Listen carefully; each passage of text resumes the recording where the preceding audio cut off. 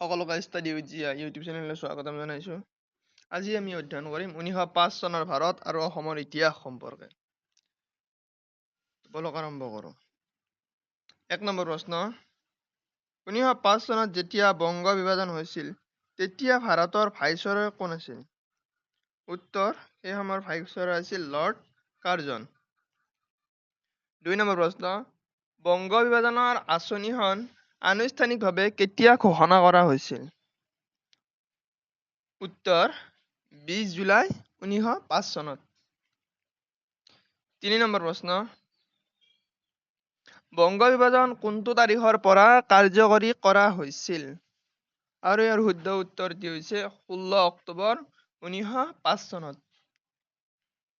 4 number প্ৰশ্ন,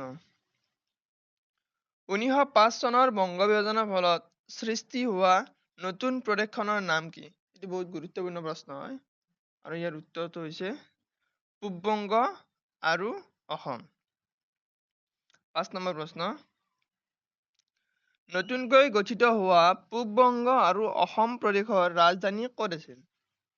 শুদ্ধ উত্তৰটি হৈছে ঢাকাত। 6 নম্বৰ প্ৰশ্ন,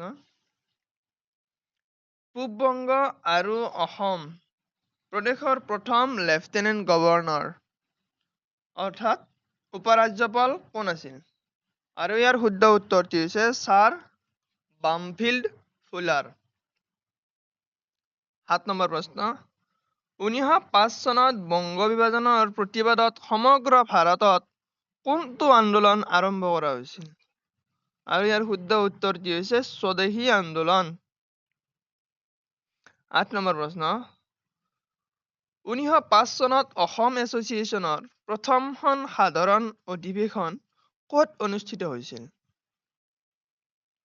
আৰু ইয়াৰ শুদ্ধ উত্তৰটি হৈছে ডিব্ৰুগড়ত। 9 নম্বৰ প্ৰশ্নলৈ আহোঁ। ডিব্ৰুগড়ত অনুষ্ঠিত হোৱা অসম এছ'চিয়েশ্যনৰ প্ৰথম সভাপতি কোন আছিল? উত্তৰ, ৰজা প্ৰভাত চন্দ্ৰ বৰুৱা। 10 নম্বৰ প্ৰশ্ন, 1905 চনত অসম এছ'চিয়েশ্যনৰ প্ৰথম সাধাৰণ সম্পাদক কোন আছিল? আৰু ইয়াৰ শুদ্ধ উত্তৰটি হৈছে মানিক চন্দ্ৰ বৰুৱা। 11 নম্বৰ প্ৰশ্ন, 1905 চনৰ ডিচেম্বৰ মাহত অনুষ্ঠিত হোৱা ভাৰতীয় ৰাষ্ট্ৰীয় কংগ্ৰেছৰ বাৰাণসী অধিৱেশনৰ সভাপতি কোন আছিল? সেই অধিৱেশনৰ সভাপতি আছিল গোপাল কৃষ্ণ গোখলে। আৰু গোপাল কৃষ্ণ গোখলেই মহাত্মা গান্ধীৰ ৰাজনৈতিক গুৰু আছিল। মনত ৰাখিব উত্তৰটো। 12 নম্বৰ প্ৰশ্ন, 1905 চনৰ 16 অক্টোবৰ তাৰিখটো সমগ্ৰ বংগদেশত কি দিৱস হিচাপে পালন কৰা হয়? আৰু ইয়াৰ শুদ্ধ উত্তৰটি হৈছে ৰাষ্ট্ৰীয় শোক দিৱস আৰু ৰাখী বন্ধন দিৱস হিচাপে পালন কৰা হৈছিল। 13 নম্বৰ প্ৰশ্ন, 1905 চনত বংগভংগ আন্দোলনৰ সময়ত কোন বিখ্যাত দেশপ্ৰেমমূলক গীত আমাৰ সোণাৰ বাংলা ৰচনা কৰিছিল? আৰু ইয়াৰ ৰচনা কৰিছিল ৰবীন্দ্ৰনাথ ঠাকুৰে। 14 নম্বৰ প্ৰশ্ন, বংগ বিভাজনৰ প্ৰতিবাদত অসমৰ কোনজন নেতাই ছাত্ৰসকলক একত্ৰিত কৰি সেৱা সংঘ নামৰ এক বৈপ্লৱিক সংগঠন গঢ়ি তুলিছিল? আৰু ইয়াৰ শুদ্ধ উত্তৰটি হৈছে অম্বিকাগিৰি ৰায়চৌধুৰী। 15 নম্বৰ প্ৰশ্নলৈ আহোঁ।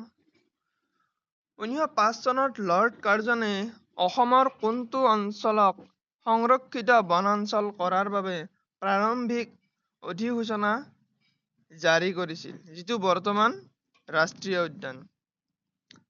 আৰু ইয়াৰ শুদ্ধ উত্তৰটি হৈছে কাজিৰঙা ৰাষ্ট্ৰীয় উদ্যান। 16 নম্বৰ প্ৰশ্ন, 1905 চনৰ নতুন প্ৰদেশ পূব-বংগ আৰু অসমৰ সৈতে বংগৰ কোনটো গুৰুত্বপূৰ্ণ সাগৰীয় বন্দৰ অন্তৰ্ভুক্ত কৰা হৈছিল? ইয়াৰ শুদ্ধ উত্তৰটি হৈছে চট্টগ্ৰাম বন্দৰক অন্তৰ্ভুক্ত কৰা হৈছিল। এবাৰ আহোঁ 17 নম্বৰ প্ৰশ্নলৈ। 1905 চনত ব্ৰিটিছ সামগ্ৰী বৰ্জন কৰাৰ প্ৰস্তাৱ পোনপ্ৰথমে তলৰ কোনখন আলোচনীত প্ৰকাশ কৰা হৈছিল? আৰু ইয়াৰ শুদ্ধ উত্তৰটি হৈছে সঞ্জীৱনী।